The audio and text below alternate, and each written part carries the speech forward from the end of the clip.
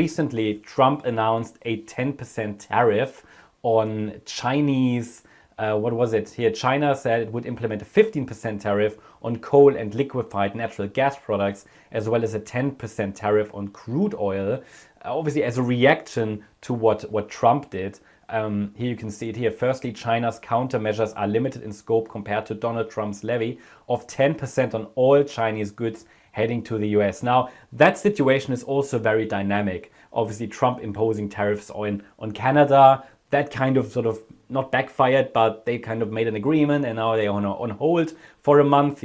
There's a lot happening there, but I just want to say there are shifts happening in the world with Trump being president.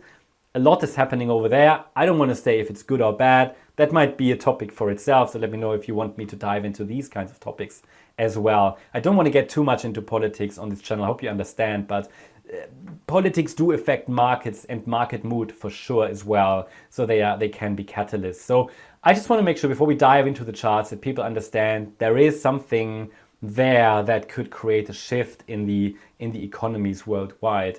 And obviously China being a major one, the US market being a major one, and then crypto sort of in between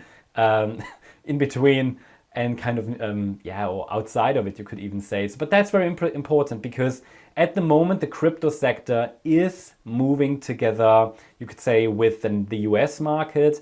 Again, I'm not talking too much about correlations here now. I don't want to get too much into that. A lot of you guys know what my view is about correlations.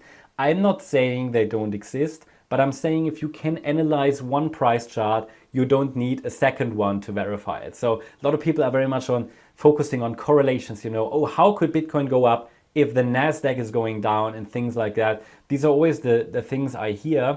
For example, just to give you one example before we really dive into the price charts, between March 24 and August 24, the NASDAQ and Bitcoin didn't really correlate. They started to correlate again in August. So if you're trading with correlations, that's of course possible, but you need to have a way to measure that correlation as well. And then it's much simpler to just focus on the let's say on the chart you're actually trading. But it still is good from a long-term macro point of view to understand where are we actually and do these correlations actually exist? Are the markets currently correlating or not? Because sometimes they do correlate, sometimes not. And they correlate for a few months, they sometimes don't correlate. At the moment, interestingly, the Bitcoin chart, not the overall crypto market, but the Bitcoin chart and the NASDAQ, they do correlate.